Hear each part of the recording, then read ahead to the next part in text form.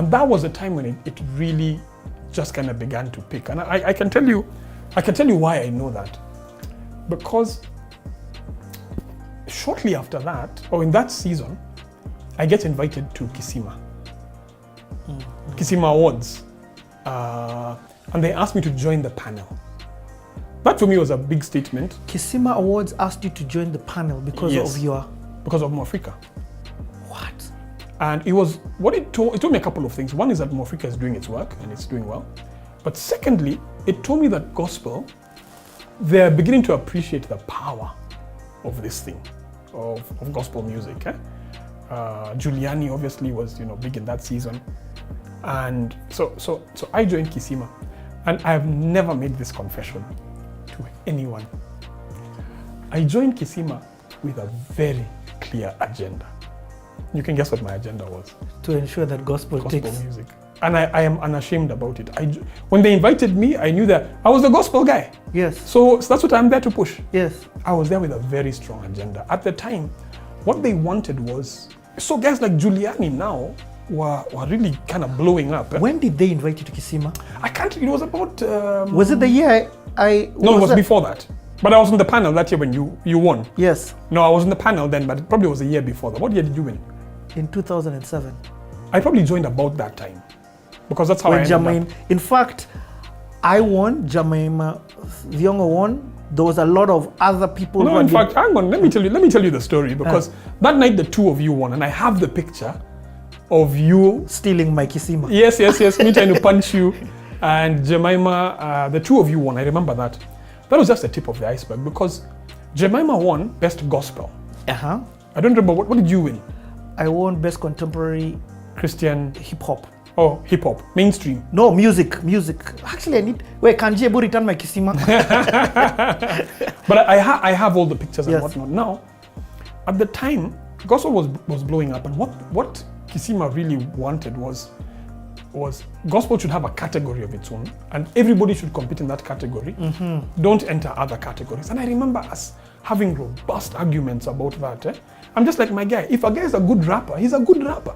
Regardless of what his content is, he should be in the mainstream category. Yep. I took that fight to Kisima, and I remember, fighting with Shafi Weru was in the panel then, and I can't remember the rest of the guys. Victor Mayeya, who was leading Kisima at the time.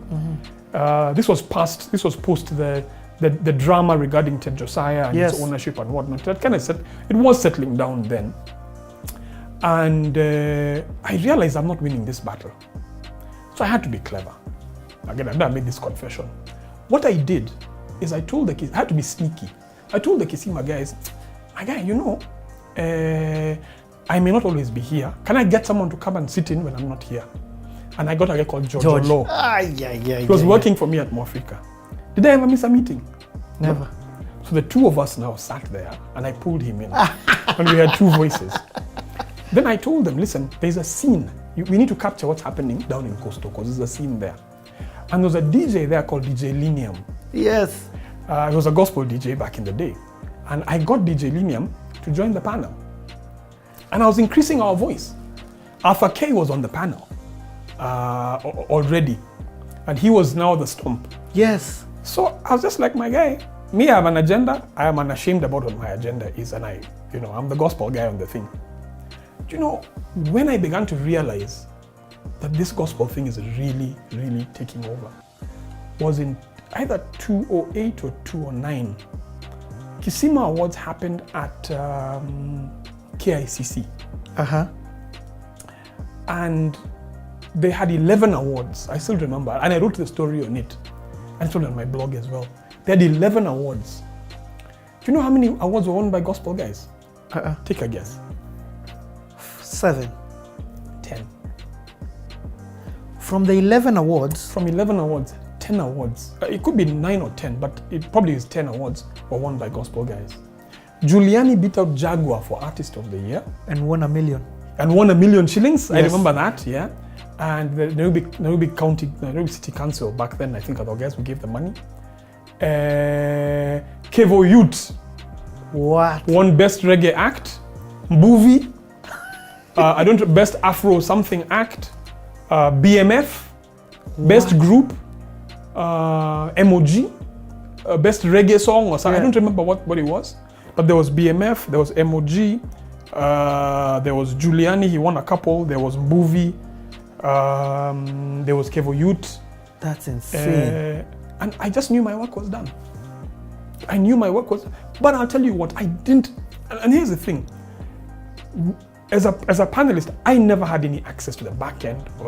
I was probably one of the fringe panelists. Yes. So I had no access to any of that. But it began to tell me that gospel music now was on the rise, for sure. That's the one year that it opened my eyes and I was like, whoa, something is happening in our scene that we are not, we kind of need to kind of put our finger on and realize. And that's when gospel music began its best years. Yes. I used to say, later on I joined now Groove Awards, and I used to say every time, guys, we are living in the good old days of gospel music. That was my speech every year at Groove. We are living in the good old days.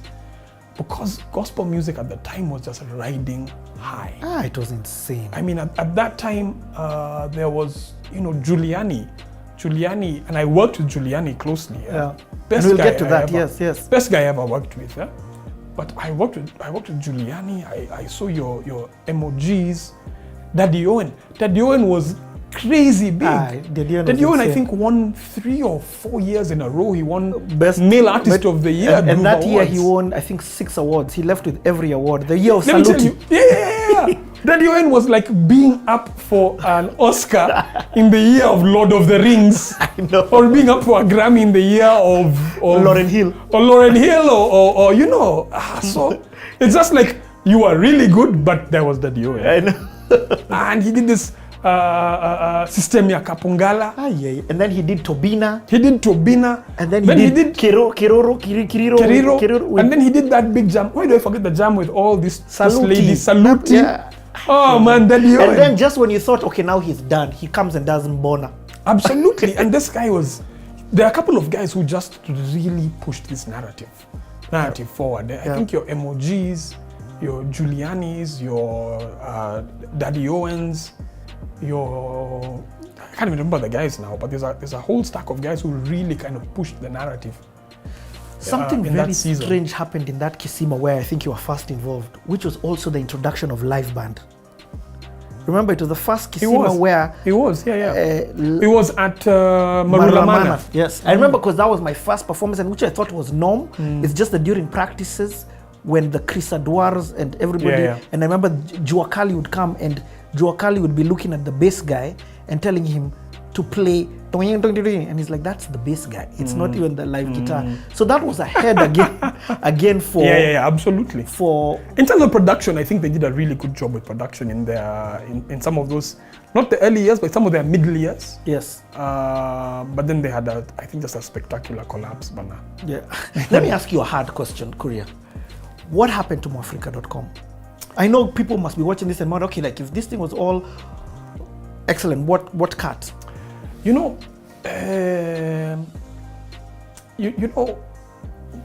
were a product that was completely ahead of our time. Yeah.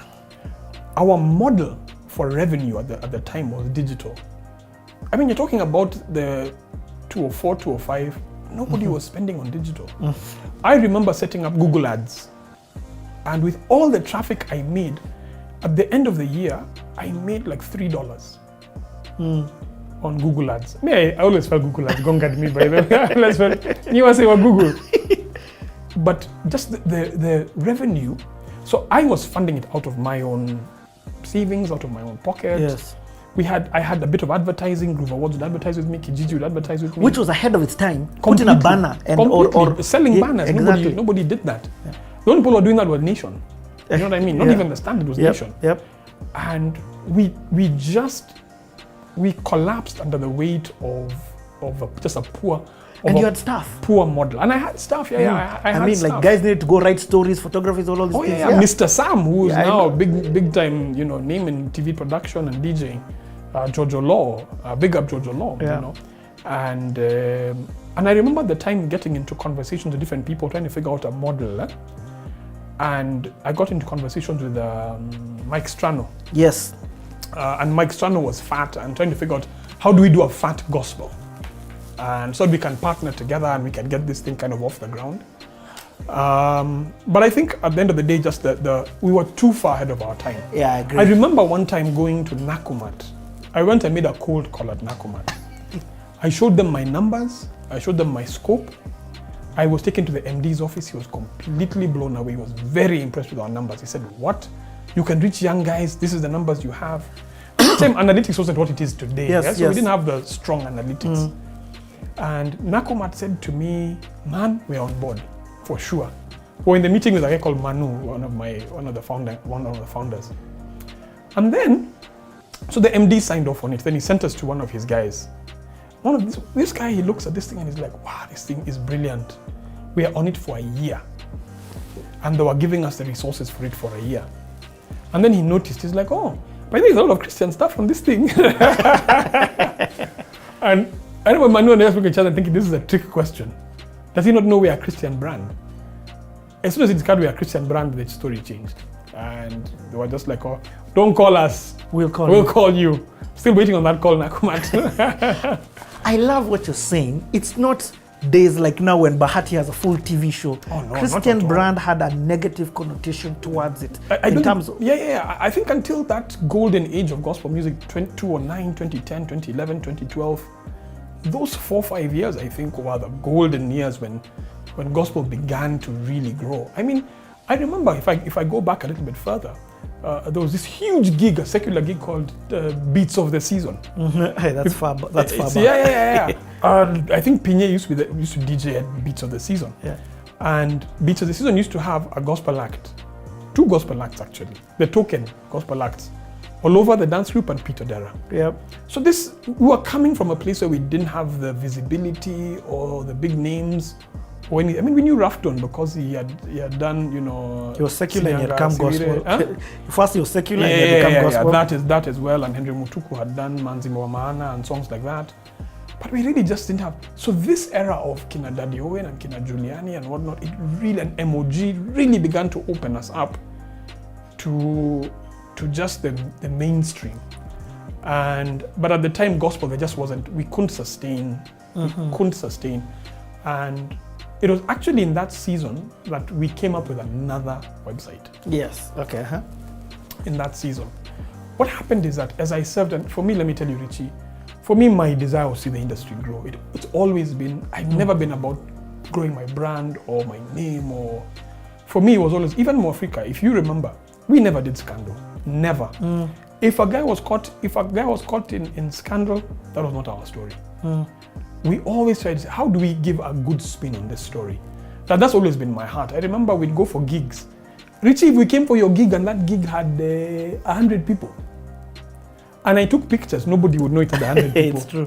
We went for crowd shots. Let me show you. Actually, I have the pictures of a gig for Papa San.